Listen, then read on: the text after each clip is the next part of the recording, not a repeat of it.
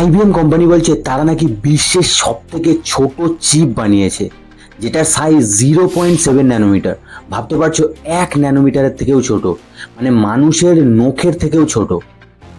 বলে রাখি, এখন স্মার্টফোনে, লেটেস্ট স্মার্টফোনে যেসব সব থেকে হাই এফিসিয়েন্ট চিপ ব্যবহার করা হয় সেগুলোর সাইজ হচ্ছে 2 ন্যানোমিটার, যেগুলো স্যামসাং এবং টিএসএমসির মতো বড় বড় টেক জায়ান্ট কোম্পানিরা বানায়।